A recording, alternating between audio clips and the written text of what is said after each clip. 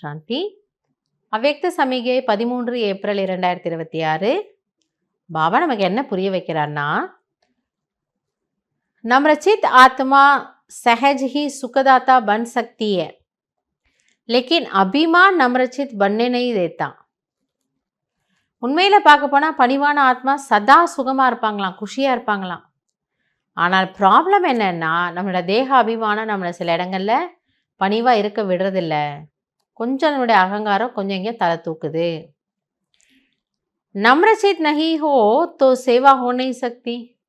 ஏற்கனவே ஒரு நாள் சொன்னார் இல்லையா, சேவை தடையற்றதாக போகணும்னா நம்ம அதில் பணிவாக ஆயிடணும். நம்ம எங்கேயோ மோல்டு ஆகணும், ஃப்ளெக்சிபிளாக ஆகணும்.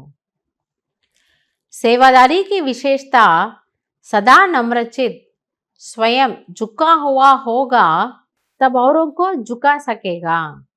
எனவே சேவாதாரியினுடைய அடையாளங்கள் என்னவென்றால், சதா பணிவா இருக்கணும், நான் விட்டு கொடுக்குறேன் அப்படின்னு நம்ம தலை வணங்குறோம். அப்படின்னா பாபா சொல்றார், அவங்களும் என்ன பண்ணுவாங்களாம், பணிவாயிடுவாங்க. ஜித்னா நம்ரச்சித் ஹோங்கே உத்தனா நிர்மாண் கரேங்கே. ஸோ நீங்கள் எந்த அளவிற்கு பணிவானவர்களாக இருப்பீர்களோ அந்த அளவிற்கு பல ஆக்கப்பூர்வமான காரியங்களை நீங்கள் செய்வீர்கள். ஜஹா நிர்மாண்தா ஹோகி வஹா ரோப் நஹி ஹோகா. ஸோ எங்கே பணிவுத்தன்மை ஸ்வீட்னஸ் இருக்கோ அங்கே ஆவேசம் வராது. நான் தான் பணிவாக இருக்கணும், இன்னும் என்ன ஆவேசம். ருஹானியத் ஹோகி, மாறாக அது என்ன ஃபீல் ஆகுமா, ஒரு ஆன்மீகத்தன்மை. இவங்க பார்த்தா அப்படியே தெய்வீகமாக இருந்தாங்க, அது உங்களுக்கு ஃபீல் ஆகும். ஜெய்சே பாப் கிட்னா நம்ரச்சித் பன்கர் ஆத்தே ஐசே ஃபாலோ ஃபாதர் கரோ.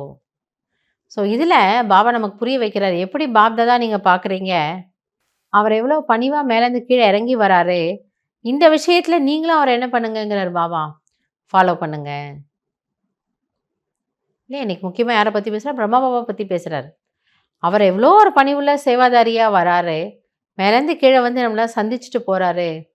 பாபா சொல்கிறார், இந்த விஷயத்தை நீங்கள் என்ன பண்ணுங்கள், ஃபாலோ பண்ணுங்கள். அந்த பணிவுத்தன்மைங்கிறத நீங்கள் ஃபாலோ பண்ணுங்கள். நல்லது.